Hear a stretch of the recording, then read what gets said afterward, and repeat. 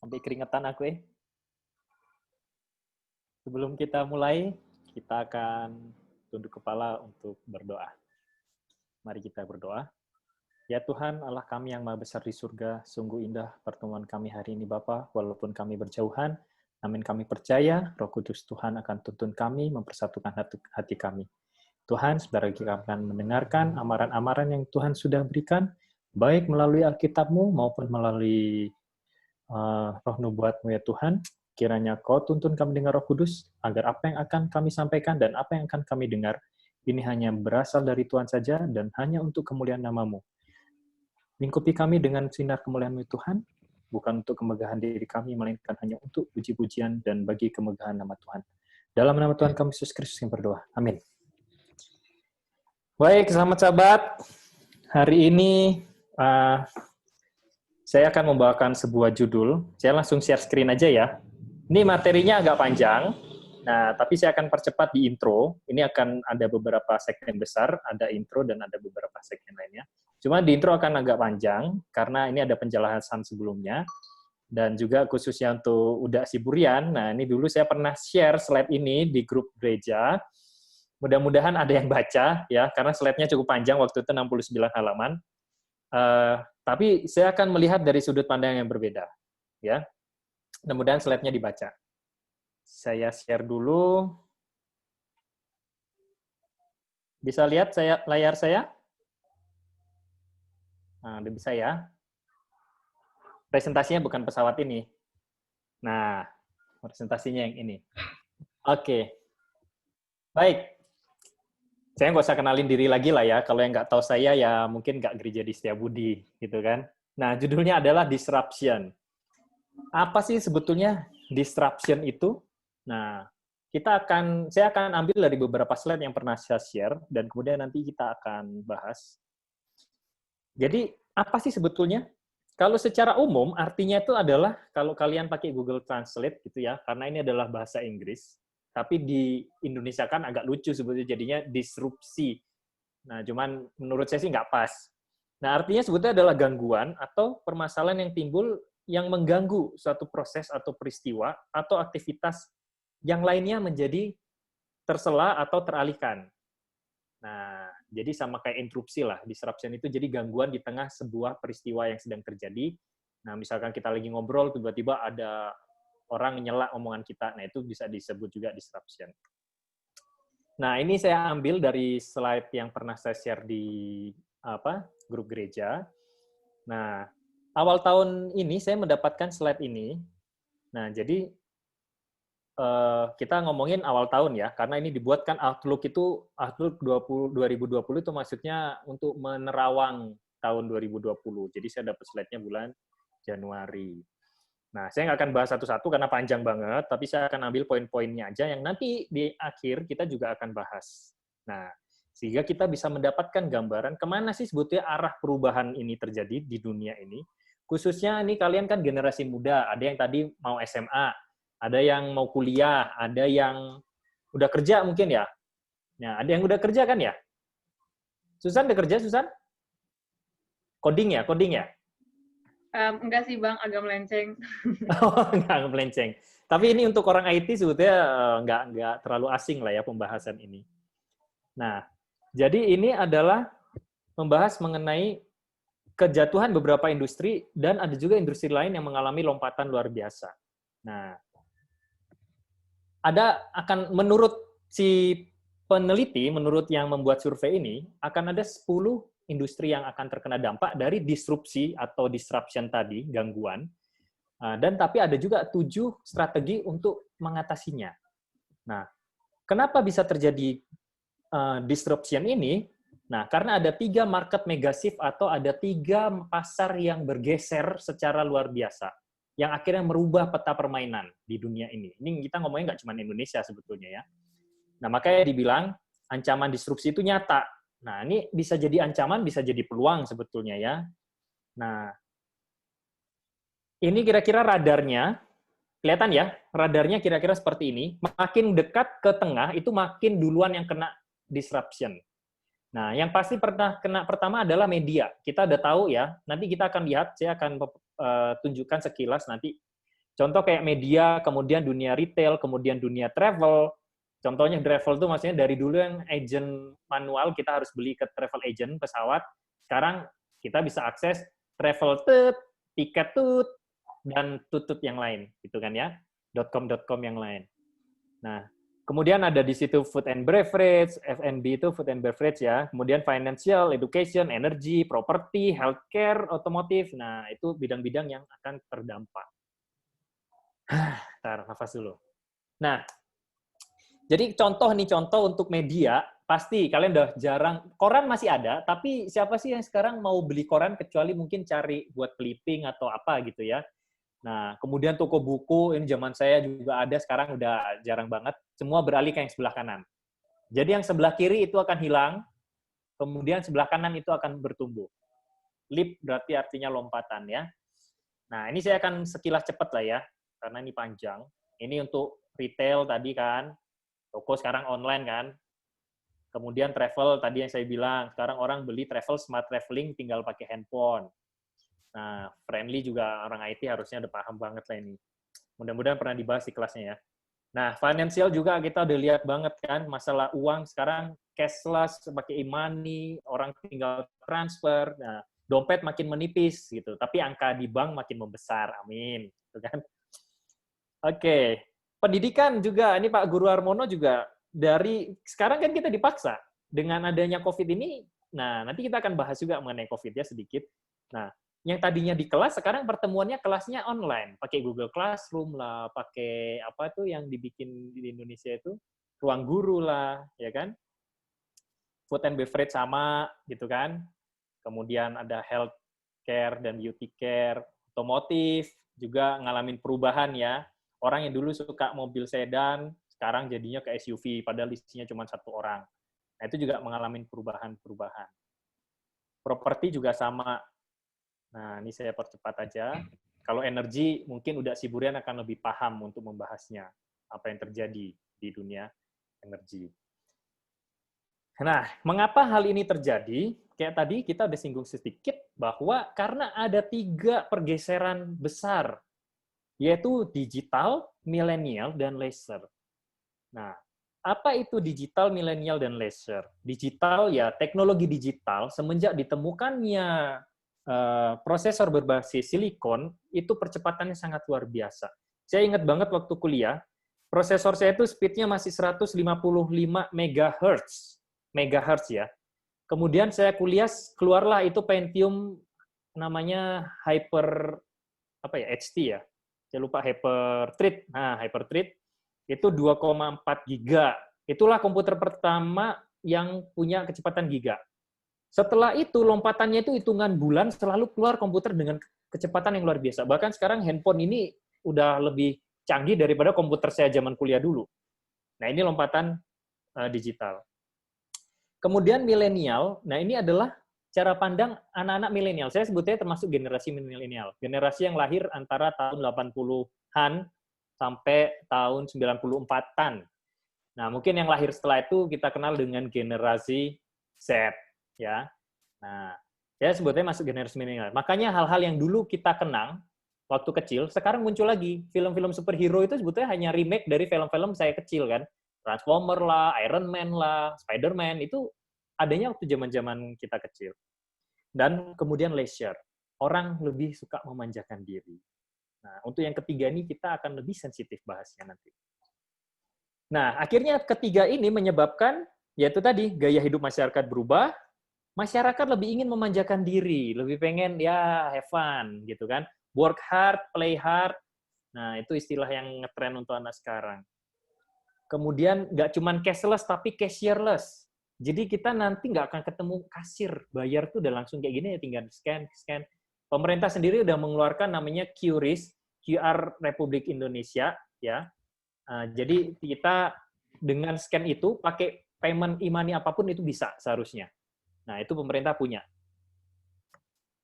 Terjadilah perang digital di dunia payment e-money. Nah, ini kita udah tahu ribut, semua berlomba-lomba ngasih cashback. memudahkan orang membuat dengan adanya teknologi tadi, teknologi informasi, bikin e-money itu nggak susah. Yang susah izinnya memang.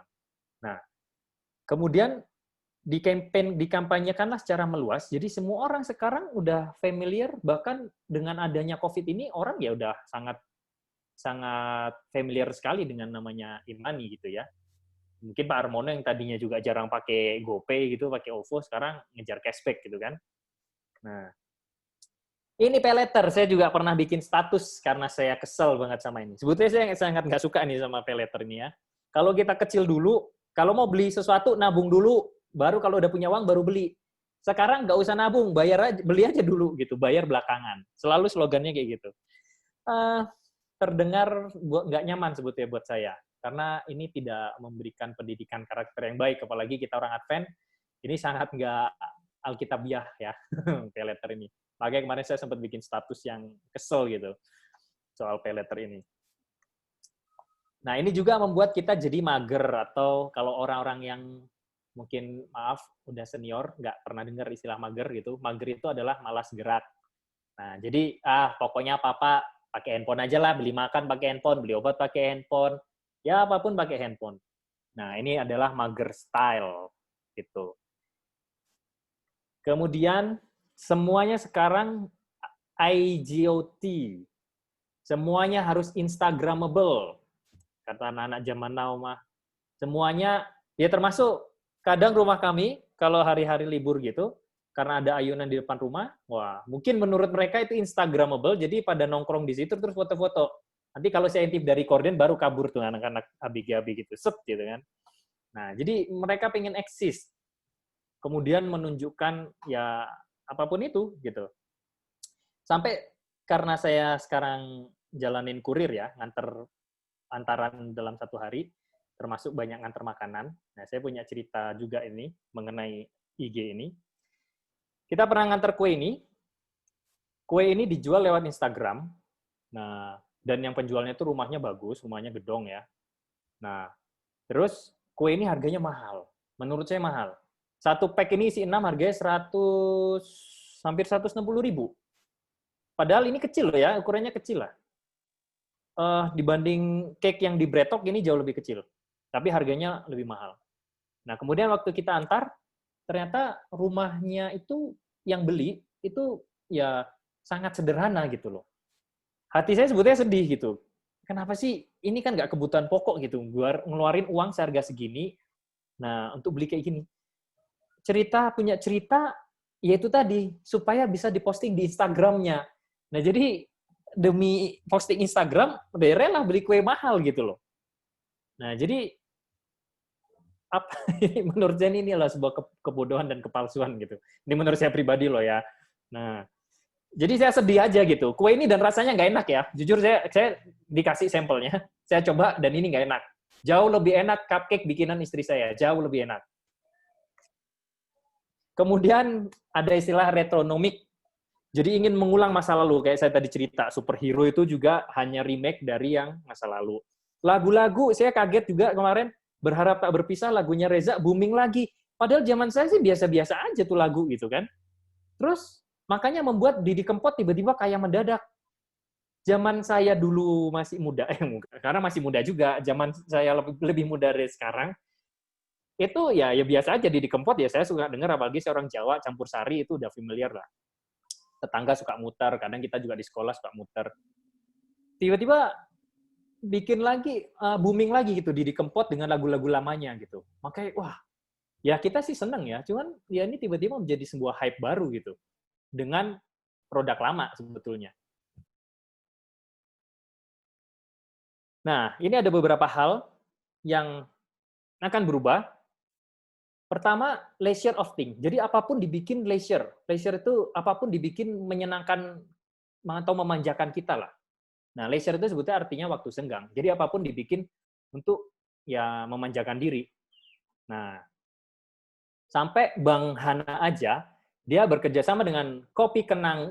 Nah, itu untuk menjual di ruang tunggu mereka. Jadi orang sambil nunggu mau nyetor duit atau mau apa ke customer service ya bisa ngopi juga gitu kan. Nah, ini menggabungkan bisnis dengan leisure. Kemudian Ini yang fenomenal juga, the rise of e-sport. Jadi olahraga elektronik atau game-game. Bahkan kompetisinya itu sangat serius, dan ini sangat making money untuk saat ini, tapi saya nggak ngajarin kalian untuk main game. Ya, tapi ya pada kenyataannya, kalau dulu game kita beli ya, CD-nya kita beli, dan itu mahal. Nah, cuman akhirnya mereka pinter karena dibajakin terus kan. Nah, akhirnya mereka punya konsep menjual voucher. Jadi akhirnya kalian kalau mau main game gratis, download gamenya gratis. Tapi ketika satu level tertentu, kalian udah nggak bisa lagi upgrade, kalian harus beli koin kan. Nah, disitulah mereka menghasilkan uang. Nah, dan jumlahnya itu sangat fantastis ternyata. Nanti bisa saya kasih slide-nya kalau mau. Dan ini yang lebih fantastis lagi. Kita biasa nonton bola, ini kita nonton orang main apa nih? Mungkin Warcraft apa ini? Saya nggak main game soalnya Mobile Legends atau apa nih? Dota ya?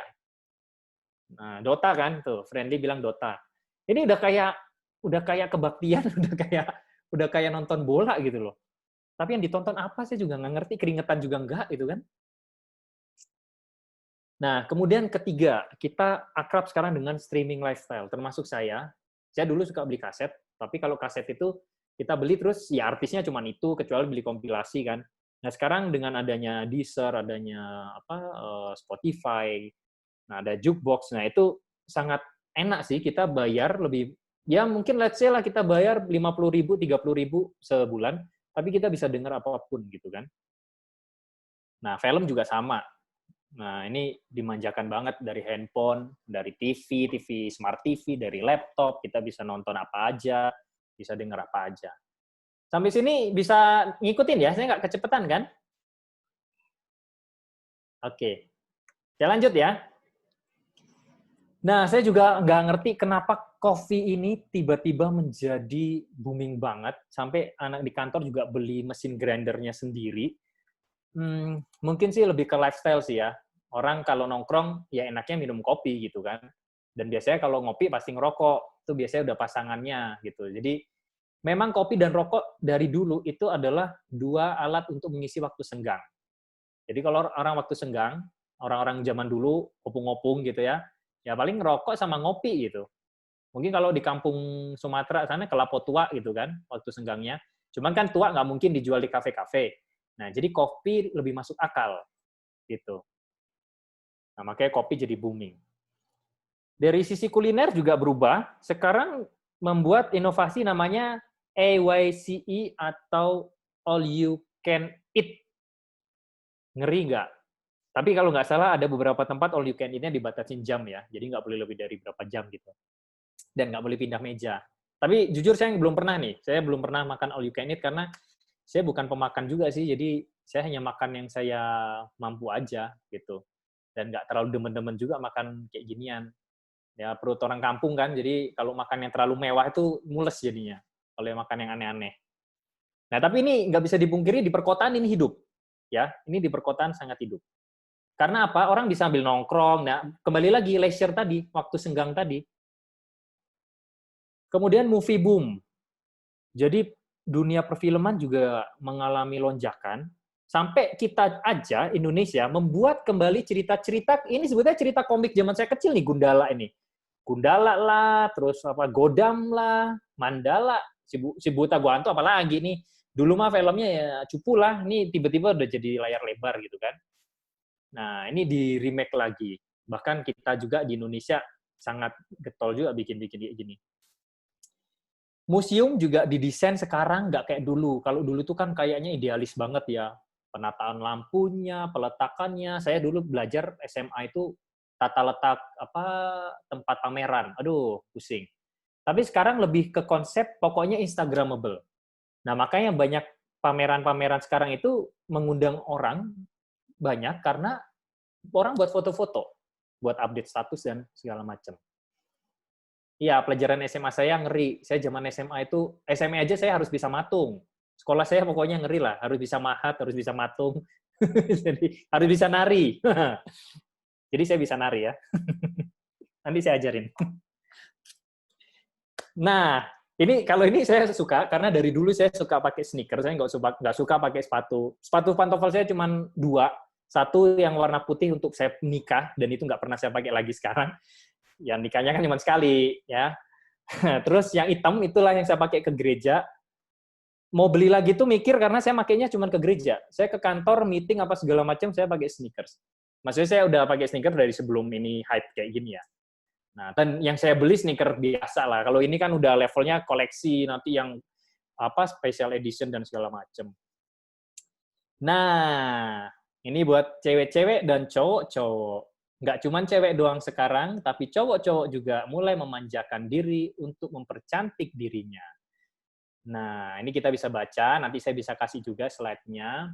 Jadi, belanja untuk kecantikan itu meningkat. Karena orang pengen tampil cantik, dan handphone sekarang yang murah aja bisa moto muka kita yang tadinya gendut jadi kurus, yang tadi berjerawat jadi mulus. Ya makin memanjakan kita untuk masuk di Instagram. Yang terakhir 10, staycation. Ini juga saya, kalau saya sih belum pernah sih ya. Jadi nginep di hotel tapi di dalam kota, jadi sebetulnya nggak pergi keluar kota. Cuman hanya pengen ya memanjakan diri, cari suasana baru, pokoknya nggak di rumah gitu kan. Nah, jadi nginep di hotel di kota yang sama hanya untuk cari suasana baru, bersantai, ya mungkin nongkrong, ngobrol, kayak gitu. Oke, itu tadi perubahan gaya hidup. Nah, kemudian menurut si peneliti, ada 7 strategi lompatan yang bisa dilakukan untuk menghadapi tantangan ke depan. Pertama adalah unlearn.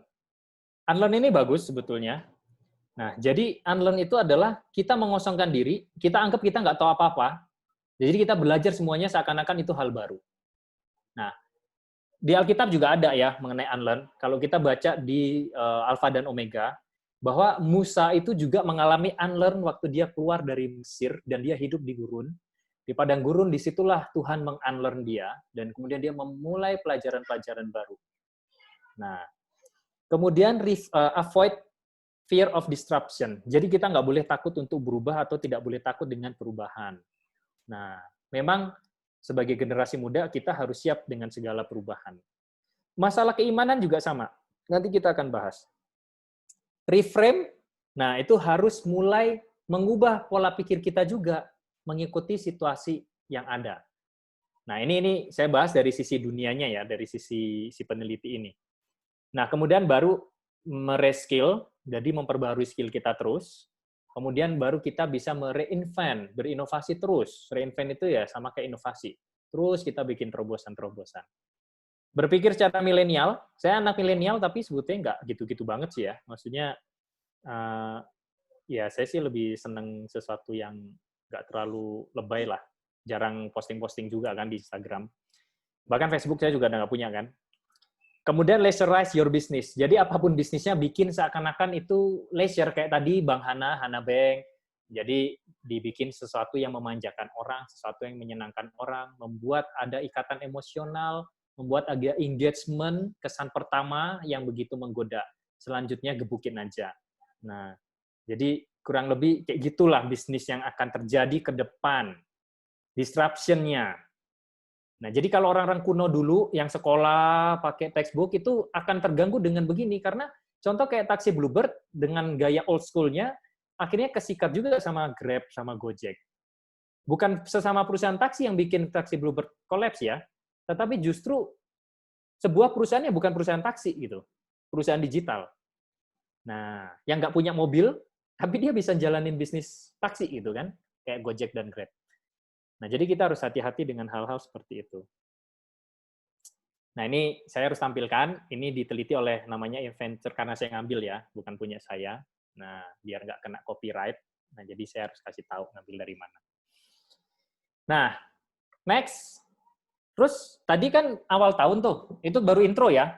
Ini kita baru memasuki, keluar dari intro sedikit dan masuk ke segmen COVID-19. Itu tadi adalah intro di awal tahun 2020. Kita optimis akan dengan adanya perubahan. Tapi tiba-tiba bulan Maret, bulan Desember udah ada desas-desusnya, cuman kita masih hahaha sampai bulan Februari, saya juga masih nggak mikirin sampai bulan Februari. Nah, ternyata bulan Maret terkenalah namanya disruption, yaitu COVID-19. Ini di luar dugaan semua orang. Disruption yang satu ini di luar dugaan semua orang. Disruption COVID ini benar-benar membuat hampir semua sektor kolaps. Mau itu orang tua, mau itu orang muda, maupun itu orang kaya, maupun itu orang miskin, semuanya kena. Orang beriman, orang nggak beriman, semuanya kena. Baik secara langsung berarti kena virusnya dan sakit, atau yang nggak sakit juga, itu kena dampaknya dengan cukup telak. Hingga kita juga, paling yang nggak kena ya, sektor obat-obatan, telco, logistik, itu masih bisa bertahan hidup. Nah, jadi kalau sekarang bisnisnya masih bisa jalan, masih menerima gaji, itu udah syukur banget di masa COVID-19. Karena kita ke gereja aja nggak bisa. Sampai ke gereja aja kita disegel gitu. Bukan disegel lah, maksudnya kita dilarang gitu. Dilarang loh ya bahasanya.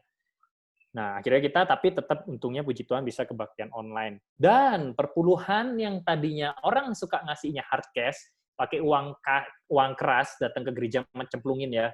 Sekarang semuanya udah pakai transfer. Sekolah juga online, kerja juga online, tiba-tiba semuanya mendadak online. Nah, yang nggak online paling cuma tukang tagih kartu kredit aja. Tapi kadang online juga, ding, pakai telepon kan. Nah, di masa pandemik ini terjadi disruption yang begitu besar, semua sendi-sendi perekonomian goncang.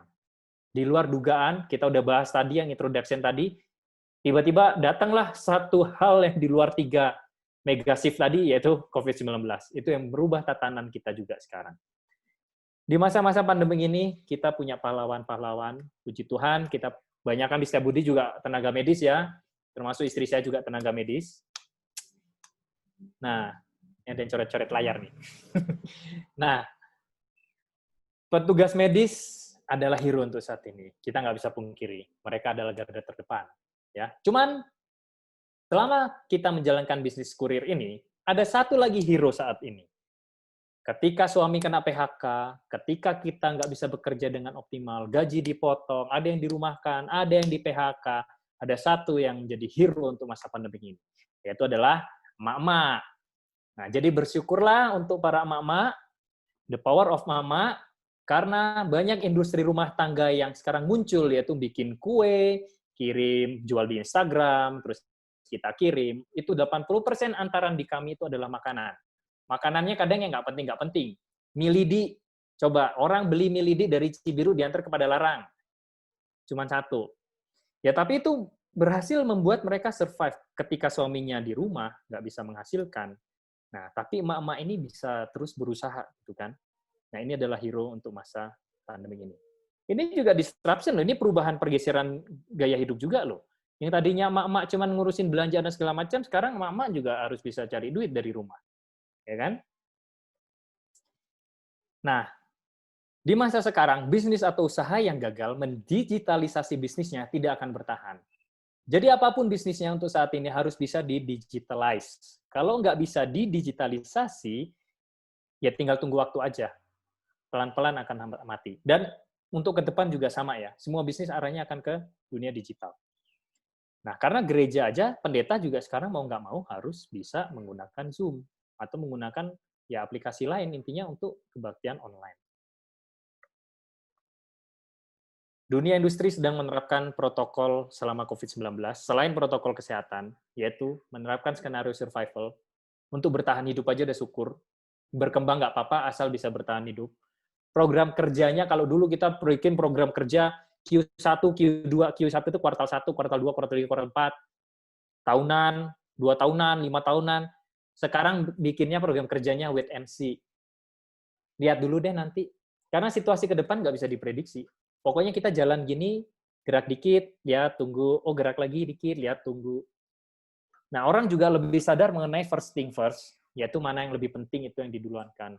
Mana yang bukan kebutuhan itu bisa di nomor 2-kan. Dan yang terakhir di sini tuh saya suka orang lebih sadar akan kesehatan dan lebih giat berolahraga. Saya sebagai penggiat olahraga sepeda, tiba-tiba kaget karena jalanan dipenuhi dengan banyak sepeda. Yang tadinya saya tuh kalau sepedaan pagi itu ya ketemu paling pas sepeda bisa dihitung pakai jari, ini nggak habis gitu ya. Ini tiba-tiba banyak banget dan kadang sampai ke tengah jalan gitu kan. Nah, tapi it's okay lah. Orang udah mulai sadar. Kenapa? Penginjilan kita akan lebih mudah masuk karena orang lebih sadar kesehatan untuk sekarang. Disruption sendiri itu ada jenis-jenisnya, jadi jangan anti juga sama namanya disruption.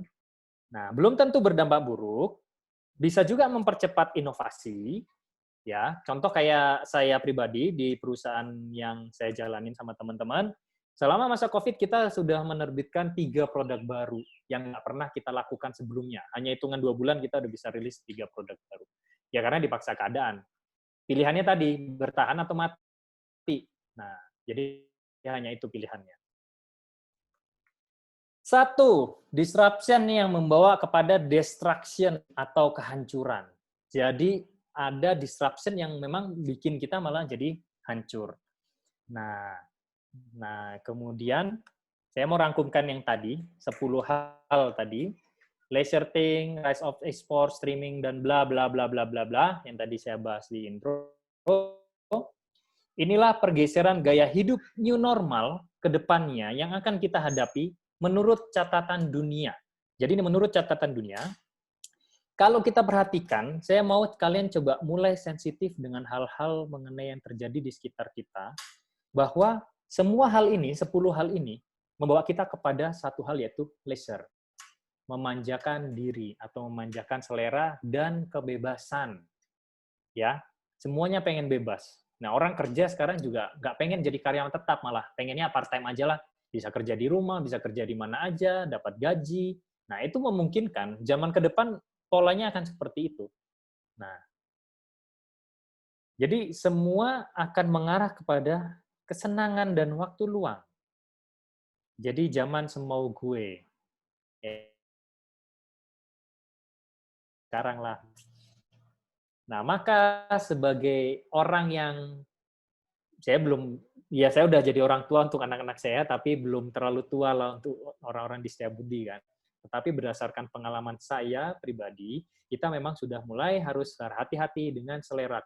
Khususnya kalian orang muda, karena kalian akan berinteraksi erat dengan dunia-dunia yang tadi kita bahas. Ya, pasti semuanya kalian pernah singgung. Ya enggak? Betul enggak? Aldo. Pasti Aldo udah pernah bersinggungan dengan dunia-dunia tadi. Nah, jadi hati-hati dengan selera. Nah, saya pribadi melalui tulisan-tulisan yang sudah ada di Alkitab pun di Roh Nubuat, saya berusaha untuk memberikan amaran. Kita baca di Filipi 3 ayat 19, kesudahan mereka ialah kebinasaan. Tuhan mereka ialah perut mereka, kemuliaan mereka ialah aib mereka, pikiran mereka semata-mata tertuju kepada perkara duniawi. Tuhan mereka ialah perut mereka. Kalau kita baca tadi inovasi-inovasi dunia mengarahkan kita kemana, itu tidak lain adalah pemanjaan tadi. Jadi kita harus berhati-hati dengan kemana dunia ini akan membawa kita. Perut kita akan dimanjakan, mata kita akan dimanjakan, telinga kita akan dimanjakan, semua panca indera kita. Kalau kita kembali ke sini tadi, semua panca indera kita, mata, telinga, hidung, ya, perut, lidah, itu semua dimanjakan. Dunia mengarahkan kita untuk mencari kebebasan. Tetapi bukan kebebasan seperti yang Tuhan Yesus ingin berikan kepada kita. Ingat ya, sebagai orang-orang muda, kalian harus benar-benar pahami ini, agar ketika kalian nanti yang sudah bekerja dan punya uang, kalian bisa memprioritaskan diri kalian dan tidak terjebak ke dalam... Saya pernah ya tinggal di perkotaan ya, dan untungnya saya memutuskan untuk nggak mau kerja di kota. Karena saya takut terjebak. Nah, film-film juga mendoktrin kita untuk mencari kebebasan. Kalian bisa lihat film-film Hollywood, arahnya kemana? Bebas, pemberontakan, rebellion, walaupun dikemas dengan hal-hal yang sifatnya baik. Ya, tapi hati-hati, di situ ada makna tersembunyi mengenai pemberontakan atau rebellion. Nah, jadi itu harus hati-hati. Kita akan lihat sedikit, karena kalau saya bahas ini panjang, jadi saya sarankan kalian membaca buku Alfa dan Omega. Di situ udah diceritakan jelas. Dan bahasanya sangat sederhana, kalian bisa baca sendiri. Sangat gamblang. Beberapa kisah di Alkitab mengenai orang-orang yang ingin bebas mengikuti kehendak atau selera mereka. Nah, kalian bisa buka di Alfa Omega Jilid 1, Sejarah Para Nabi, halaman 173, paragraf pertama. Di situ ada ditulis, tetapi Kain memanjakan roh pemberontakan dan bersungut-sungut terhadap Allah. Oleh sebab kutuk yang dijatuhkan ke atas bumi ini dan kepada umat manusia karena dosa Adam. Ia membiarkan pikirannya sejalan dengan arah yang telah memimpin kepada kejatuhan setan, memanjakan keinginan untuk meninggikan diri dan meragukan keadilan serta kekuasaan ilahi. Nah, kita lihat Kain mempersembahkan dengan caranya dia tanpa mau tahu caranya Tuhan. Dia ngerasa keselamatan dia bisa peroleh sendiri dengan cara dia sendiri. Dia ingin bebas. Dia ingin memanjakan kebebasannya. Suka-suka gue. Semau gue. Nah, ini hanya mengulangi dosa yang sudah dilakukan oleh setan. Dan kemudian ingin meninggikan diri. Hati-hati dengan media sosial. Untuk apa kalian berdandan cantik, kemudian kalian foto, masukin ke Instagram atau ke Facebook atau kemana aja, ke media sosial. Itu untuk apa? Kalian harus berpikirkan. Apakah itu untuk kemuliaan Tuhan? Apakah itu untuk kebaikan orang lain? Atau hanya untuk meninggikan diri sendiri? Jadi, hati-hati gunakan jempol kalian ya. Kemudian cerita mengenai Esau. Esau bertumbuh dalam sifat, sama ya, saya ambil dari Alfa Omega juga. Esau bertumbuh dalam sifat pemanjaan diri dan memusatkan segenap perhatiannya di dalam perkara-perkara masa kini, tidak tahan dengan hal-hal yang mengekang hidupnya, ia menyukai satu kebebasan yang buas, dan sejak kecilnya ia telah memilih satu kehidupan sebagai seorang pemburu. Karena kalau menurut catatan di Alfa Omega, kalau berburu, si Esau ini bisa pergi bulan-bulan. Jadi bisa naik turun gunung. Nah, makanya kalau kita baca selanjutnya, si Ishak itu senang sama Esau. Kenapa? Karena dia banyak ceritanya, dia mengembara ke sana, mengembara ke sini. Ya kan? Dengan cerita-cerita keberaniannya dia. Nah, ini kan sama kayak zaman sekarang. Kita posting di Instagram, memamerkan apa yang sudah kita lakukan. Wow, orang ada yang senang, ada yang haters juga kan, ada yang suka, ada yang enggak. Nah, sama ini Esau juga seperti itu. Nah, dan kita tahu akhirnya apa upah dari Esau kan. Jadi saya nggak perlu cerita lagi lah. Dan yang menarik juga, ini yang saya mau tekankan, kota Sodom. Kota Sodom itu berkelimpahan ya. Kelimpahan yang terdapat di mana-mana telah menimbulkan kemewahan dan kesombongan. Kemalasan dan kekayaan telah mengeraskan hati manusia yang belum pernah menderita kekurangan atau tertindih oleh kesedihan. Kesukaan terhadap kepelesiran ditingkatkan oleh kemewahan serta waktu yang senggang.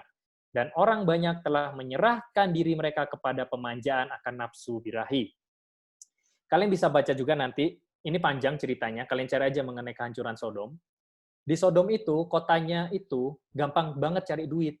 Kerja dikit, duitnya banyak. Kerja dikit, duitnya banyak. Sehingga mereka mendandani rumah mereka dengan kemewahan, mendandani dirinya dengan kemewahan, dengan kecantikan. Ya kalau sekarang ada manicure, pedicure ke salon gitulah kurang lebih ya. Nah, habis itu mereka suka plesir, karena ini kombinasi yang bahaya ya. Kombinasi yang bahaya adalah punya uang, kaya, terus punya banyak waktu luang. Kalau ini dikombinasikan, ini berbahaya. Bisa menciptakan dosa. Nah, itulah yang dilakukan oleh orang-orang di Sodom.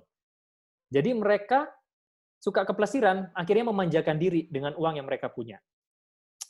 Tapi Nabi berkata di Yeskiel, lihat inilah kesalahan Sodom kakakmu yang termuda itu, kecongkakan, makanan yang berlimpah-limpah dan kesenangan hidup ada padanya, pada anak-anaknya perempuan, tetapi ia tidak menolong orang-orang sengsara dan miskin. Mereka menjadi tinggi hati dan melakukan kekejian di hadapanku, maka aku menjauhkan mereka sesudah aku melihat itu. Ini juga amaran buat kita. Bukan berarti nggak boleh kita punya uang, bukan berarti nggak boleh kita kaya, tapi lihat, kesalahan Sodom adalah karena dia tidak menolong orang-orang sengsara dan miskin dan menjadi tinggi hati. Nah, jadi kalau kita punya uang tapi tetap sombong, nggak mau nolong orang yang susah, nah kita hanya melakukan dosa penduduk kota Sodom. Dan di Sodom tidak ada sesuatu yang lebih disukai oleh orang banyak pada saat itu daripada kekayaan dan waktu luang, tetapi hal-hal inilah yang telah menimbulkan dosa-dosa yang telah mendatangkan kehancuran atas kota-kota besar yang ada di atas padang luas itu. Kehidupan mereka yang sia-sia dan malas telah menjadikan mereka sebagai mangsa penggodaan setan. Dan mereka telah menodai peta Allah itu, serta mereka telah lebih menyerupai iblis daripada sesuatu yang bersifat ilahi. Ini kutipan saya ambil dari Alfa Omega ya, bukan di Yeskiel. Nah, ini copy paste, lupa ngapus. Nah, jadi hati-hati ya dengan keplesiran, hati-hati dengan uang, dan hati-hati dengan waktu luang.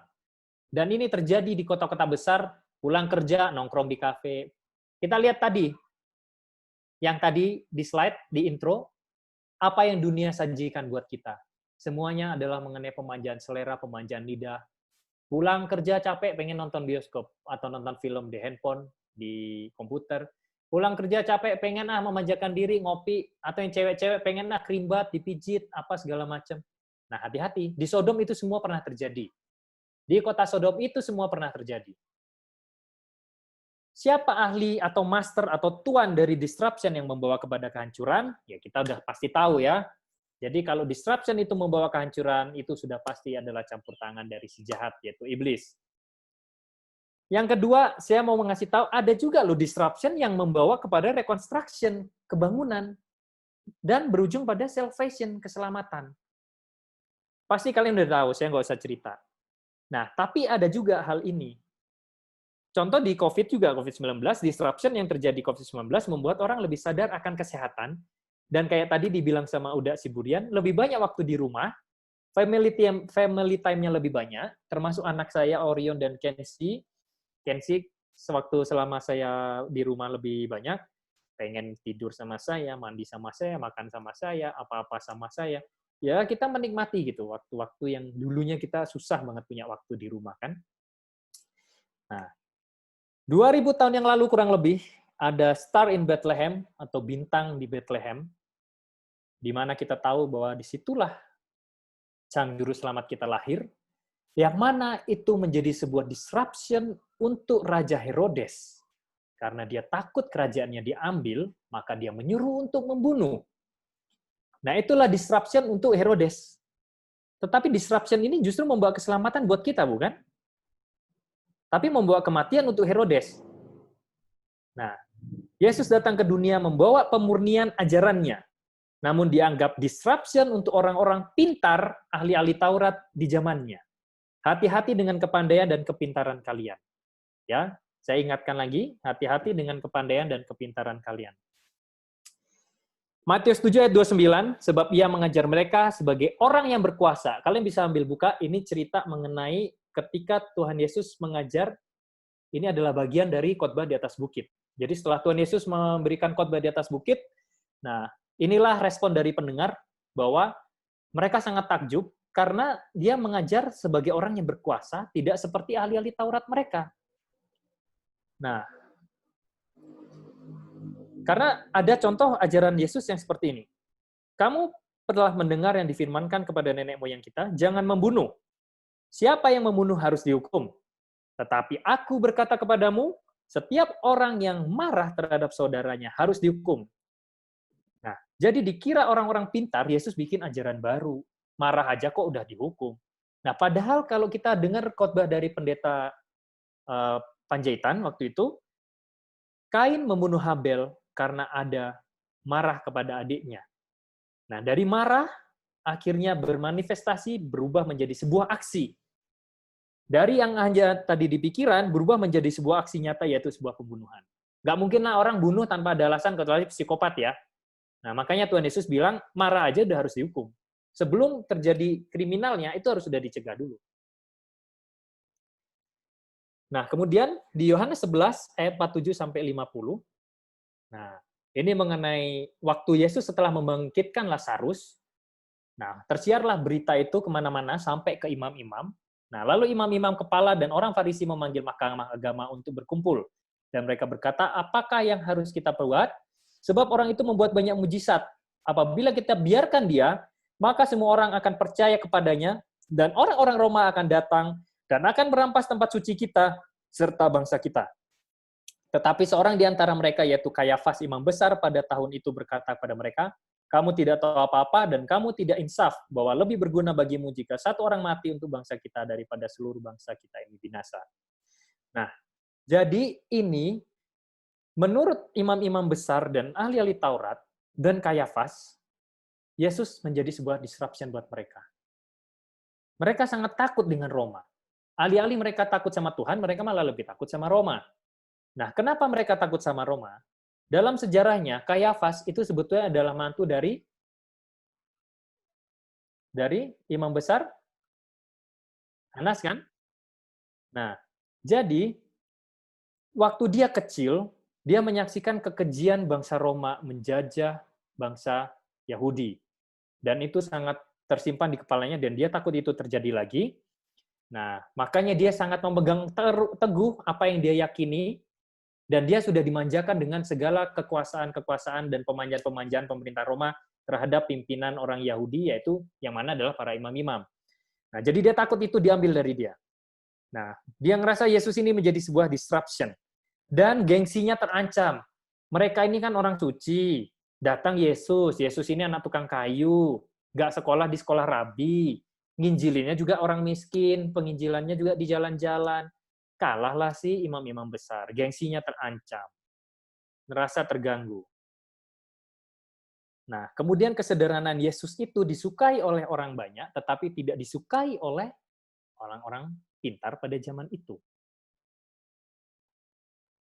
Nah, jadi kita sudah tahu siapakah master disruption yang membawa kita kepada keselamatan.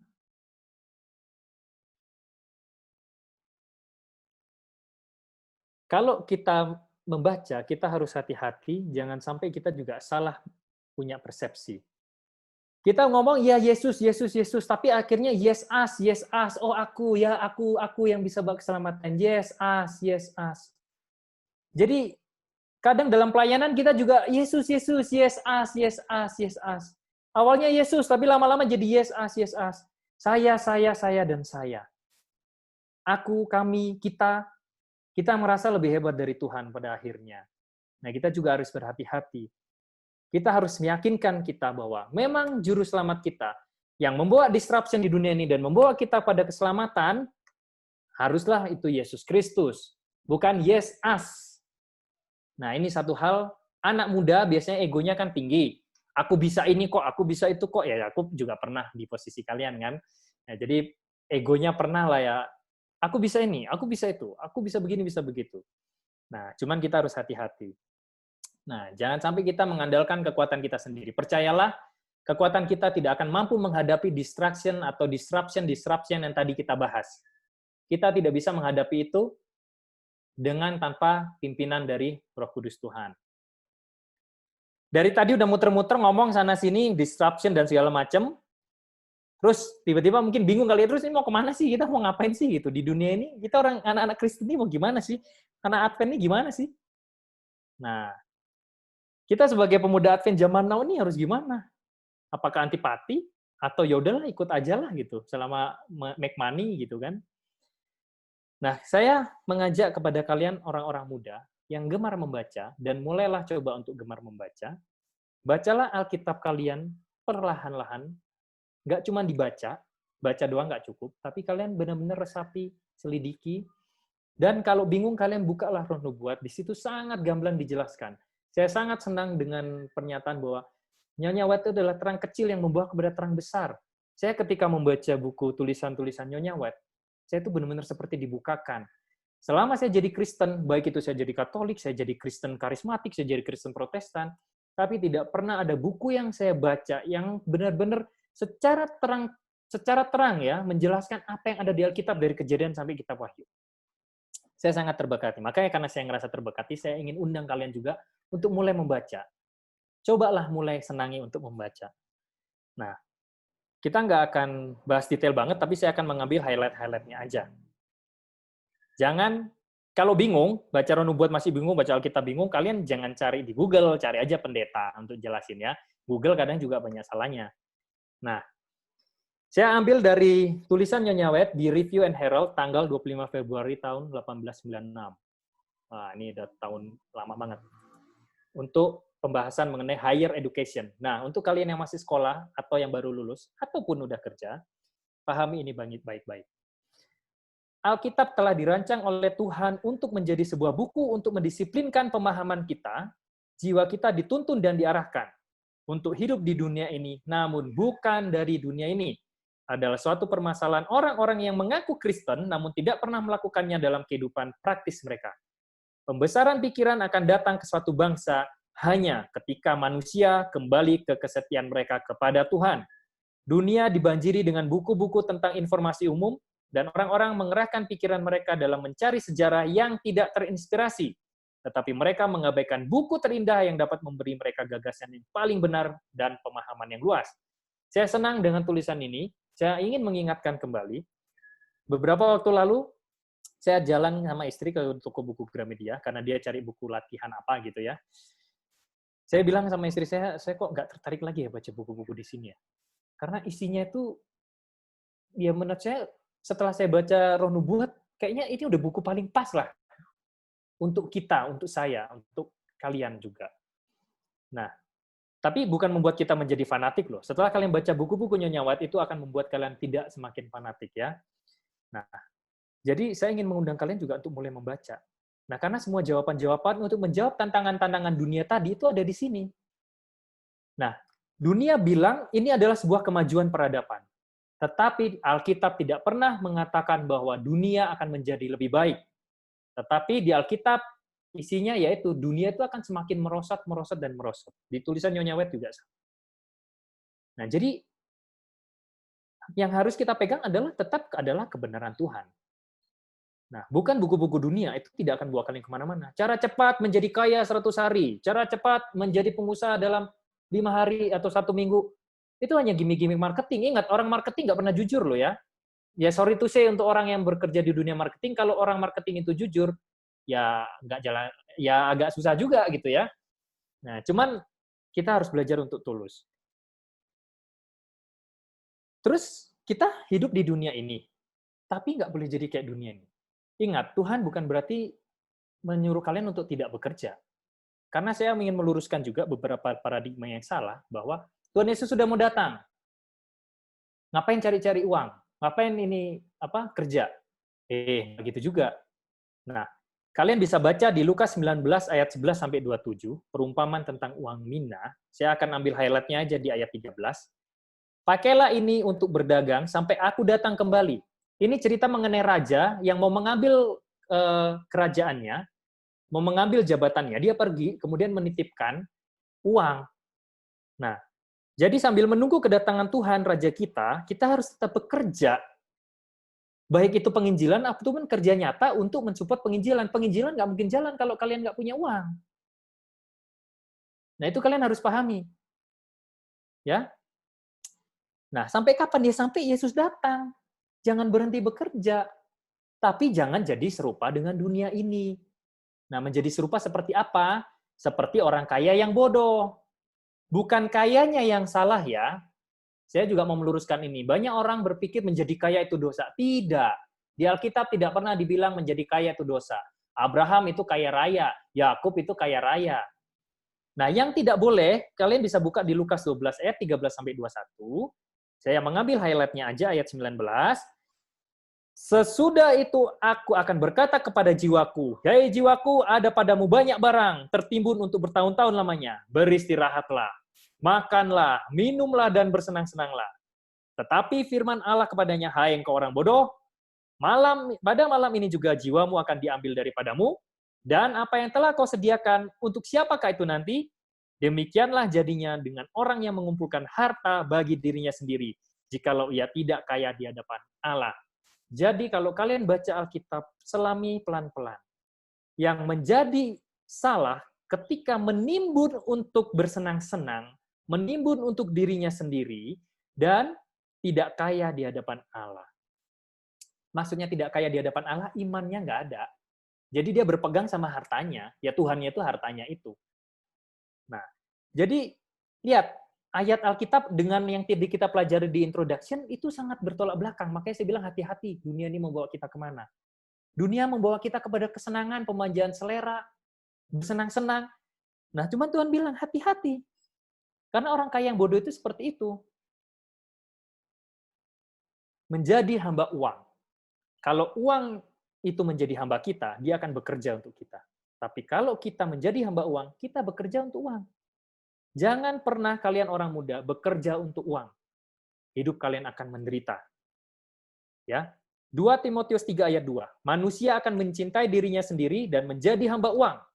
Mereka akan membual dan menyombongkan diri. Mereka akan menjadi pemfitnah. Mereka akan berontak terhadap orang tua dan tidak tahu berterima kasih. Tidak mempedulikan agama. Demi uang apapun dilakukan.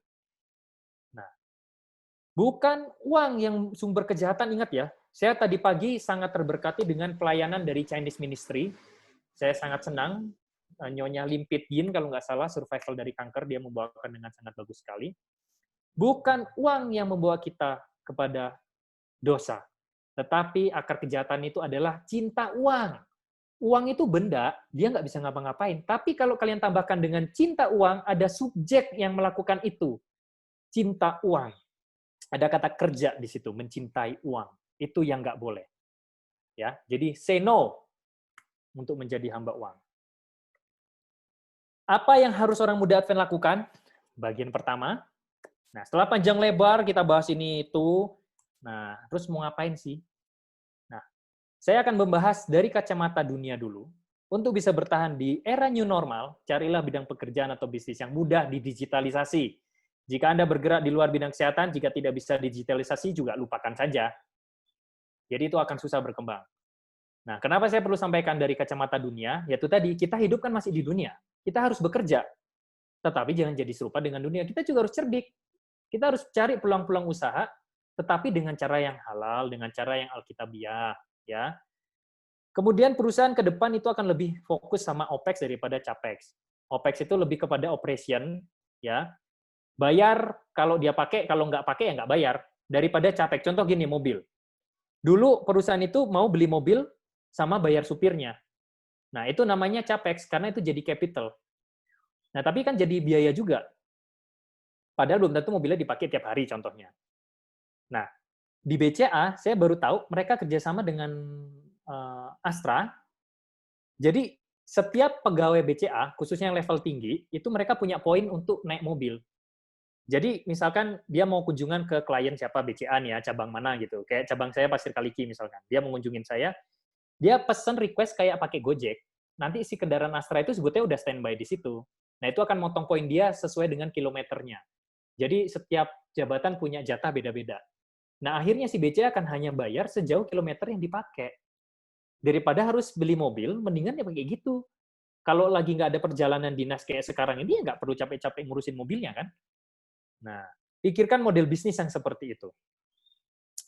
Kemudian jangan anti dengan yang namanya perubahan. Hidup ini penuh perubahan. Ya, hidup ini adalah masalah berubah. Kita tiap hari juga berubah, makin menua, makin pintar, makin ganteng mungkin. Beberapa hal saya setuju dengan ini, tapi ada beberapa hal saya nggak setuju. Poin 1, 2, 3, dan 1, 2, 3, 4, 5 saya setuju lah. Ya. Karena yaitu tadi, Musa juga pengetahuannya dia selama 40 tahun di Mesir itu nggak berguna. Akhirnya Tuhan harus unlearn dia, dan akhirnya dia harus mendapat pelajaran yang baru untuk menjalankan misi Tuhan. Ya. Nah, jadi dia nggak bisa pakai egonya dia. Nah, kita juga bisa menerapkan ini, tapi ingat, hal-hal yang membawa kita kepada tadi pemanjat selera, kita bisa lupakan. Kayak laser, terus think like millennial, nah itu kita bisa lupakan. Tapi sisanya kita bisa pakai. Ya. Kemudian, jangan anti dengan teknologi. Karena kedepannya semua pakai teknologi. Uang juga sekarang udah digital semua. Nah, orang banyak takut, kayak mertua saya juga nanti ditanam chip dan segala macam. Teknologi itu kayak pisau. Sekarang saya tanya, pisau bisa ngiris orang nggak? Bisa bunuh orang nggak pisau? Bisa kan? Tetapi pisau pasti ada di rumah kalian nggak? Di dapur pasti ada pisau. Karena kita pakai untuk motong ini, motong itu, untuk sesuatu yang bermanfaat untuk kehidupan kita. Sama teknologi juga gitu. Bukan berarti memang penggenapan nanti akan salah satunya melalui teknologi. Tapi apakah kita nggak pakai teknologinya? Selagi itu belum membawa kita kepada penerapan hukum hari Minggu, ya silakan aja pakai. Tapi dengan hati-hati, pakailah dengan bijak. Jangan memanjakan selera. Sekali lagi, hindari yang tadi kita bahas di depan. Bangun mindset yang berfokus pada solusi dan kebutuhan orang banyak. Bisnis yang akan bertahan adalah bisnis yang fokus pada orang lain, bukan pada diri sendiri. Ya, Alkitabiah nggak? Alkitabiah. Kalau perusahaan kalian ingin menang sendiri, ya nggak ada orang mau pakai, gitu loh. Jangan kalah dengan dunia. Advent memiliki perkabaran-perkabaran yang luar biasa. Kita bisa bekerja dalam bidang-bidang ini. Contoh ya, Kita punya misi pekabaran kesehatan yang luar biasa. Kita bisa bikin online. Kemudian pendidikan berbasis Kristen online. Sekarang lagi banyak itu homeschooling online, dan itu berbayar. Itu bisa jadi ladang bisnis. Kemudian catering. Saya punya langganan itu, tadinya dia tempat retreat, El Shaddai, nomor 59, itu kan tempat retreat. Karena orang COVID ini nggak boleh ada retreat, dapurnya dia pakai buat catering. Jadi dia jualin makanan online, nerima makan siang gitu. Nah, banyak carilah model-model usaha yang seperti itu. Itu tadi baru bagian 1 ya, panjang banget ya. Iya, panjang. Kalau ngomong sama pemuda itu harus panjang dan harus hati-hati. Karena kalian itu sangat agresif, kalian itu sangat sparkling, sangat berapi-api juga. Nah, jadi energinya itu harus diarahkan ke hal-hal yang positif. Kalau ngomong sama orang tua lebih gampang, karena nanti berapa menit ngomong udah gini. Nah, jadi kalau salah-salah ngomong masih kadang lewat gitu ya. Kalau kalian kan kritis kan. Nah, ini saya mau kasih tahu, bagian kedua, bekerja dan berbisnislah seperti Yesus. Yesus menawarkan kesembuhan dan solusi kepada orang hingga ke akar permasalahannya. Jadi kalau kalian bikin bisnis, jangan tambah bikin orang lain jadi pusing. Bantu orang itu, bantu bisnis mereka untuk keluar dari permasalahan mereka. Dijamin bisnis kalian pasti berhasil. Ya, mau tadi kena disruption itu, bisnis yang memprioritaskan solusi pasti tetap berhasil. Memberi makan orang lapar, memberi minum orang haus, memberikan orang lain apa yang mereka butuhkan. Yesus selalu begitu. Memberikan apa yang orang butuhkan, lebih dari yang mereka butuhkan bahkan. Jadi kalau kalian bekerja juga, kalau kalian punya usaha juga, beri apa kebutuhan orang itu, jangan yang nggak butuh kalian kasih, yang nggak ngefek. Orang nggak akan mau pakai bisnis kalian. Nah, ini yang ketiga menarik. Yesus itu raja bukan? Nah, Yesus itu meskipun sangat kaya, tapi hidupnya sangat sederhana, kemana-mana jalan kaki. Yesus kemana-mana jalan kaki, makan aja sampai ngutip gandum di kebun orang. Nah, jadi hidupnya sangat sederhana, nggak sombong. Dia punya kuasa ngerubah batu jadi roti, pas ditantangin iblis, itu kalau kita jadi kita nih, langsung itu kita rubah jadi roti. Yesus kan enggak, santai aja dia. Nah, jadi kalau makin nanti bisnis berkembang, ingat, jangan pamer, jangan sombong, jangan songong gitu. Yesus saja nggak sombong, punya dunia ini, punya semesta. Pastikan dalam setiap pekerjaan atau bisnismu, kamu bisa menjadi garam dan terang dunia. Membawa pengaruh dan value yang baik untuk tempat kerjamu atau klien-klienmu, bukan menjerumuskan mereka. Ingat, kita orang Kristen, kita harus jadi garam dan terang untuk klien atau di mana kita bekerja. Saya berbicara mengenai value. Nah, sekalian promosi, sahabat depan saya akan khotbah juga di Setiabudi. Itu judulnya mengenai nominal versus value. Nah, untuk detailnya mengenai value saya akan bahas di sahabat depan. Nah, jadi lakukan ini. Bawa terang itu ke sana. Bukan berarti harus menginjili, bawa Injil, Alkitab, terus enggak, dengan sikap aja. Nyonya Awet juga menulis, kesaksian yang paling benar adalah hidupmu. Hiduplah dengan menjadi orang Kristen yang baik. Makanya tadi di tulisan yang Nyonya Awet di tahun 25 Februari tadi, ya kan dibilang bahwa banyak orang mengaku Kristen tapi nggak mempraktekannya di kehidupan sehari-hari. Nah, bekerja dan berbisnis seperti Yesus, beda permasalahan, beda solusi. Jadi pasti tiap orang kalau punya permasalahan beda, solusinya berbeda. Libatkan Tuhan dalam setiap usaha dan pekerjaanmu. Stop percaya diri, berbaliklah untuk percaya pada Tuhan. Trust me, it work. Kenapa? Saya pernah mengandalkan kekuatan saya sendiri. Dan kalian tahu apa yang saya dapatkan? Yang saya dapatkan adalah penyakit. Semua spesialis di rumah sakit Advent saya datengin. Nggak puas di situ, saya cari spesialis di luar. Dan saya nggak sembuh-sembuh. Nah, tapi ketika saya kembali kepada Tuhan, saya serahkan kembali beban-beban kehidupan ini, semua yang terasa lebih ringan. Nah, mungkin kalian belum ngalamin, tapi ingat hari ini, siapa tahu someday kalian mulai mengalami, ingat apa yang kalian dengar hari ini. Seperti filosofi 1 dan 0, kalau kamu taruh Tuhan di depan, misalkan Tuhan kita lambangkan dengan 1 dan dunia angka 0, kalau kita taruh Tuhan di depan, angka 0 di belakang semakin banyak, nilai kita semakin besar kan? Tapi kalau kita balik, dunia dulu yang kita taruh di depan, berapapun 0 kita taruh di depan, dan 1-nya di belakang, tetap nilainya cuma 1. Nah, itulah maksudnya bahwa taruhlah Tuhan yang paling utama. Supaya nanti semuanya mengikuti. Inilah maksud dari Tuhan, carilah dahulu kerajaan Allah, dan kebenarannya, maka semuanya akan ditambahkan padamu. Nggak afdol kalau untuk pemuda, kita nggak ngambil dari amanat untuk orang muda ya. Nah, ada orang-orang muda yang mempunyai suatu kepintaran yang diakui dan dihormati oleh teman-temannya, tetapi kepandaiannya itu tidak disucikan, kepandaian itu tidak dikokohkan dan diteguhkan oleh rahmat dan pencobaan pengalaman hidup, dan Tuhan tidak bisa pakai itu menjadi berkat bagi manusia dan kemuliaan namanya. Dengan topeng kealiman mereka memakai kuasanya akan membangunkan derajat-derajat yang palsu, dan orang-orang yang tidak bertobat menggunakan mereka itu untuk akan memaafkan perbuatan-perbuatan yang salah. Kalau kita pintar, kita pandai, tapi nggak kita serahkan untuk kebaikan, untuk pelayanan Tuhan, ini yang akan terjadi. Kita akan dimanfaatkan oleh orang dunia ini. Hati-hati. Ya. Kalian baca nanti di Amanat Orang Muda halaman 38.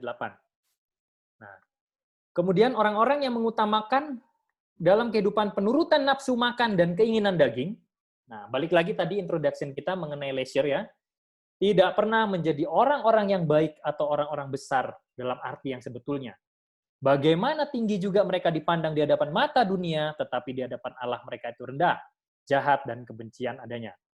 Surga sudah aturkan supaya tanda kecemaran bisa terbaca di segenap wajah mukanya, pikirannya semata-mata duniawi. Nah, jadi ingat, kalau kita terus memanjakan selera, menuruti semua keinginan daging, seberapapun suksesnya kalian di dunia,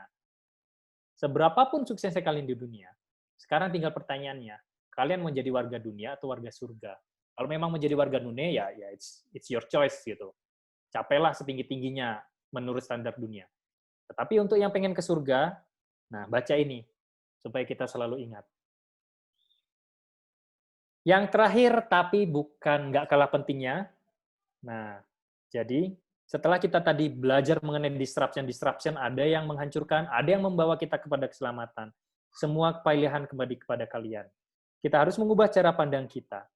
Karena bertobat juga adalah berbalik dari yang jahat kepada penurutan kepada Tuhan. Nah, itu pun sebuah perubahan. Makanya saya bilang jangan takut ada perubahan. Karena kita nggak takut berubah, bikin dosa nggak mau berbalik-balik. Seneng aja di situ.